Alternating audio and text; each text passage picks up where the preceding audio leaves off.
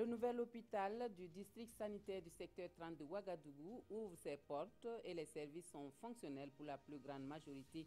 Le ministre de la Santé invite les populations à fréquenter la structure sanitaire. Une opération américaine contre une base aérienne syrienne la nuit dernière fait réagir le monde entier. 59 missiles tirés depuis les navires américains contre la base d'Al-Shariat dans la ville de Homs. La Russie condamne, le Royaume-Uni approuve. Bonjour à tous, bienvenue aux actualités de la mi-journée sur la télévision du Burkina. Un excellent appétit si vous êtes à table. Le ministre de la Santé invite les populations à fréquenter le nouvel hôpital du district sanitaire de Bogodougou à Ouagadougou. Les services sont fonctionnels pour la plupart, en dehors de la chirurgie, le laboratoire et le service de l'imagerie médicale pour lesquels il va falloir patienter encore un peu. Le chef du département de la santé a fait le constat de l'ouverture des portes de la formation sanitaire en présence de Salifou Belem et Nathalie Savadogo Nabaloum. Le ministre de la Santé admire ici, au service de l'ophtalmologie de l'hôpital du district de Bogodougou, la qualité des équipements disponibles pour prendre en charge la maladie des yeux. Selon les techniciens, en Afrique de l'Ouest, ce service peut être classé parmi les premiers en termes de qualité de soins pour les yeux. L'hôte du jour a pu également visiter, entre autres, les services d'urgence médicale, la pédiatrie, la cardiologie et le service neurologie. Nous avons constaté que pratiquement tous les services médicaux sont ouverts. Venez, vous aurez les meilleurs soins possibles à Bogodougou. Il reste 3 services qui posent problème, qui seront résolus en déant 1 mois. Il s'agit du service de chirurgie, il s'agit du service de laboratoire, il y a le service d'imagerie. Ça par contre, on devra attendre la fin de l'année pour qu'on ait toutes les installations pour l'imagerie médicale. Pour ce qui est de la réaction de l'opinion publique qui dénonce les coûts exorbitants des prestations, le ministre rassure. Sachez que les prix sont ceux pratiqués par l'ancien centre médical avec antenne chirurgicale que vous connaissez, le CMA du secteur 30 ou l'hôpital du district de Bogodougou. C'est les mêmes prix qui sont pratiqués, qui sont plus bas que ceux pratiqués à l'hôpital Yalgadou. Les jours à venir, l'hôpital sera ouvert officiellement. La journée mondiale de la santé met la dépression nerveuse au centre de la commémoration cette année. Au Burkina Faso, le taux de prévalence de cette maladie courante est de 10%. Quelles sont les causes de la dépression et comment l'éviter? Daouda Ouattara et Yolande Lompo sont allés à la rencontre d'un spécialiste de la question pour quelques éléments de réponse. Les maladies dépressives, l'on en dénombre plusieurs. Toutes les couches socio-professionnelles sont concernées par ce trouble dépressif qui sévit tant en ville qu'en campagne. La dépression est un trouble mental et qui est caractérisé par une tristesse de l'humeur qui va durer un certain temps avec un retentissement sur la vie familiale, la vie relationnelle, sur l'activité professionnelle. Tout ce qui peut constituer du stress ou du traumatisme chez l'individu peut en fait occasionner une dépression. Difficile à déceler que ce soit par le malade lui-même ou par ses proches, elle peut engendrer des pulsions suicidaires. Il y a un certain nombre de signes tels que l'incapacité à faire face à un certain nombre d'obligations, que ce soit au plan familial ou bien au plan professionnel, le manque d'appétit, le manque de sommeil. À l'heure actuelle, l'on dispose de moyens à la fois psychologiques et médicamenteux pour traiter ce mal et obtenir une guérison clinique stable. Le manque de confiance en soi, la consommation de la drogue ou d'alcool font que les jeunes sont plus exposés. Au sein de la population générale, il y a une prévalence de l'ordre de 10% de la population générale de sujets qui présentent des symptômes dépressifs. Quand vous prenez des groupes spécifiques, ce taux de prévalence peut être nettement plus élevé. La meilleure prévention, pour l'heure, ça reste la consultation précoce. Il faut également savoir que la consultation en psychiatrie est, si vous voulez, quelque chose qui doit être compris comme une consultation ordinaire et ne pas voir cela comme un problème en soi, au point où on préfère souffrir dans son coin plutôt que de voir un psychiatre. Parce qu'on pense que la consultation auprès du psychiatre équivaut à quelqu'un qui a plus ou moins perdu le sens de la réalité, alors que ce n'est pas le cas. La dépression nerveuse n'est pas seulement une affaire de grandes personnes. Le refus d'un nourrisson de s'alimenter, sa perte de poids et ses cris incessants peuvent également être des signes avant-coureurs de la maladie. Autre point de l'actualité, des femmes du Burkina Faso et de la sous-région, bientôt à l'école de l'énergie solaire. Le centre de formation en projet est financé par l'Inde à hauteur de plus de 2 milliards de francs CFA. Nous suivons la signature de conventions entre les différentes parties avec Césaire Carfo et Yolande Lompo. 2 milliards de francs CFA, c'est la somme que l'Inde met à la disposition de l'État burkinabé à travers Bar Foot College. Ce financement doit servir à la mise en œuvre du projet de construction d'un centre de formation en énergie solaire au profit des femmes non scolarisées. Nous avons été mandatés par le gouvernement indien pour reproduire notre approche de développement, notamment dans les énergies solaires. Pour le ministre en charge de l'environnement, ce projet est une réponse aux recommandations issues de la COP 21 de Paris et entre dans la lutte que mène son département pour la réduction des conséquences environnementales. Il faudra dire que l'objectif de ce centre, c'est de permettre la formation à des femmes issues du milieu rural de pouvoir avoir des connaissances en matière d'énergie solaire. Et cela, bien sûr, conformément à l'accord de Paris, et en tant que ministère de l'Environnement, dont l'objectif est la préservation de notre environnement, aller vers les énergies renouvelables, c'est protéger notre environnement. Ce centre sera placé à Manga et le premier responsable de ce département entend prendre toutes les dispositions pratiques afin que la mise en œuvre de ce projet soit une réussite. Le programme de croissance économique dans le secteur agricole, lui, finance la réalisation d'infrastructures dans les zones où il intervient. Au centre-est, le coût de ces réalisations qui contribuent à l'amélioration de la vie des populations est estimé à plus d'1 milliard de francs CFA. Une délégation du PCESA a fait le constat du programme sur le terrain. Aimé Douamba, Paul Yabré et Clarisse Nikiema. À travers cette sortie, le diplomate danois entend constater l'effectivité des infrastructures réalisées par le programme de croissance économique du secteur agricole, PCESA. C'est une chose même de lire des documents, mais c'est une autre chose de rencontrer ceux qui utilisent le marché de bétail, l'abattoir, ou même des différents groupes qui bénéficient de crédits, de lignes de crédit, de garantie. Parce que c'est vraiment là où on voit le preuve de ce qu'on fait. 6 infrastructures sur les 50 réalisées ont reçu les visiteurs du jour. Il s'agit notamment d'un magasin de stockage à Lalgaï, des marchés à bétail à Koupela et des centres d'encadrement technique à Tenkodogo.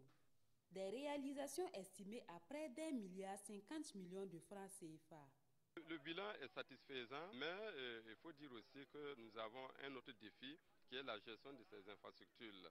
Et là encore, nous allons, à travers un dispositif, mettre en place des bureaux d'études, des ONG qui vont accompagner les collectivités territoriales pour mieux structurer la gestion. Ces réalisations ont permis aux populations de base d'augmenter leurs revenus et leur productivité agricole.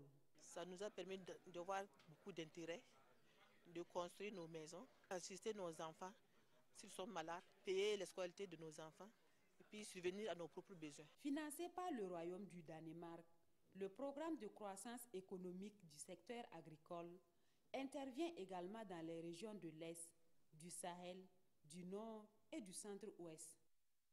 Au département en charge de la communication, l'on recherche un nouveau schéma de fonctionnement pour les directions régionales et les structures attachées du ministère. Une réflexion se mène à Ouagadougou dans le but de donner un nouveau souffle à ces structures déconcentrées chargées de la mise en œuvre de la politique du gouvernement en matière de communication. Konsoun Koulibaly, Mariam Dao, avec la complicité de Vincent Kendrebego. Autour de la table, directeurs régionaux et techniciens du ministère de la Communication revisitent le fonctionnement et l'organisation de ces directions et structures attachées. Et cela pour insuffler un nouveau dynamisme du département de la communication au niveau des régions. Nous avons pensé cet atelier pour mieux redimensionner le déploiement de ces structures, pour avoir un schéma de déploiement de ces structures et véritablement instaurer les meilleures conditions de collaboration et de rationalisation des ressources que nous savons assez limitées. Pendant 48 heures, ces participants vont proposer des solutions en vue de renforcer le positionnement des médias publics au niveau régional. C'est un document qui est fortement attendu au niveau du ministère et auquel le ministre de la Communication et des Relations avec le Parlement attache de l'importance parce que les différents départements ministériels disposent de directions régionales, agissent en région pour la mise en œuvre des politiques sectorielles. Depuis plus d'une décennie, les médias publics ont entamé une politique de rapprochement de leurs services des populations. Et la mise en œuvre de ce document devrait permettre de rendre les directions régionales plus opérationnelles. Hors de chez nous, des infrastructures entièrement détruites, 4 militaires tués, c'est le bilan de l'attaque américaine la nuit dernière contre une base aérienne à Homs. L'opération qui vise directement l'armée syrienne est la première depuis 6 ans de conflit en Syrie. C'est une première en 6 années de conflit en Syrie. Les États-Unis ont frappé une base aérienne du régime la nuit dernière. 59 missiles de croisière Tomahawk ont été tirés par 2 navires américains stationnés en Méditerranée. Les missiles ont atteint la base d'Al-Shairat, située dans le centre du pays. D'après l'Observatoire syrien des droits de l'homme, l'aéroport a été presque totalement détruit. Les avions, le tarmac, le dépôt de fioul et le bâtiment de la défense aérienne auraient été pulvérisés. Selon le Pentagone, cette base était connue comme un lieu de stockage d'armes chimiques avant 2013. L'armée syrienne a réagi et dénoncé une agression flagrante qui aurait causé la mort de 6 personnes, sans préciser si les victimes sont des militaires ou des civils. Pour l'armée du régime syrien, cette agression fait des États-Unis un partenaire de l'État islamique, du Front al-Nosra et d'autres organisations terroristes. Les États-Unis ont justifié ce bombardement comme une réponse à l'attaque chimique présumée survenue il y a 3 jours dans la localité de Khan Cheikhoun. Attaque qui a causé la mort d'au moins 86 personnes et provoqué une indignation internationale. Des responsables américains n'ont pas indiqué si de nouvelles frappes étaient envisagées. Les réactions ne se font pas attendre. Le Royaume-Uni approuve les frappes américaines. Le ministre de la Défense soutient que cela ne conduira pas à une escalade en Syrie. Le Kremlin lui condamne l'opération et parle d'un préjudice considérable pour les relations entre Moscou et Washington. Les frappes américaines en Syrie sont une agression contre un État souverain. C'est ainsi qu'a réagi le Kremlin après l'opération américaine contre une base aérienne syrienne. Le porte-parole du président russe a évoqué un préjudice considérable pour les relations entre Moscou et Washington. Le ministre des Affaires étrangères a renchéri en rappelant le précédent irakien. Cela me rappelle la situation en 2003, a déclaré Sergueï Lavrov, lorsque les États-Unis et le Royaume-Uni, aux côtés de certains de leurs alliés, ont attaqué l'Irak sans l'aval du Conseil de sécurité des Nations Unies et en violation du droit international. Au Royaume-Uni, le ministre de la Défense a lui pleinement soutenu les États-Unis, précisant qu'il s'agissait d'une opération strictement américaine qui n'impliquait pas la coalition dans son ensemble. Pour Michael Fallon, cela ne conduira pas à une escalade en Syrie. Cela a été une action très limitée, très appropriée, ciblée avec précision pour frapper l'aérodrome, les avions et les équipements que les États-Unis croient impliqués dans l'attaque chimique. Le but étant de dissuader le régime de mener de futures attaques et, espérons-le, de sauver des vies à l'avenir. Au Venezuela, des manifestants contre le régime de Maduro s'opposent aux forces de l'ordre dans les rues de Caracas. des opposants au président Nicolas Maduro réclament la démission de ce dernier. Ce dernier qui refuse d'organiser des élections anticipées, des échauffourées qui ont éclaté dans un climat assez tendu autour du Parlement. Des heurts ont à nouveau éclaté à Caracas entre opposants au président vénézuélien. Nicolas Maduro est policier. Le visage masqué, les manifestants se sont opposés aux forces de l'ordre avec des jets de pierre. Ces dernières ont répliqué avec des gaz lacrymogènes.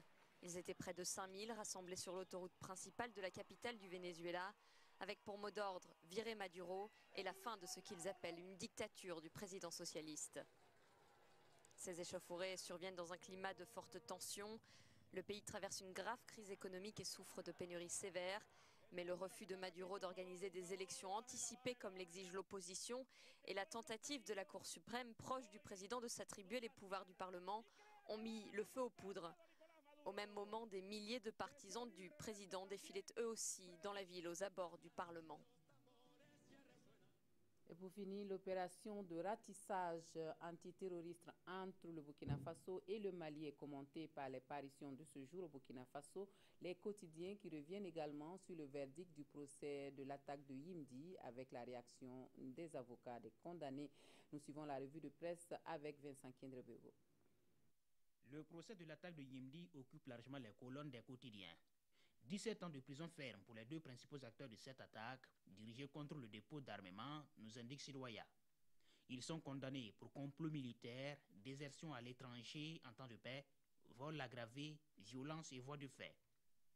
Le pays ajoute que le tribunal s'est aussi prononcé sur la confiscation du scellé constitué de matériel militaire au profit des forces armées nationales et la confiscation du véhicule ayant servi aux assaillants au profit du trésor public.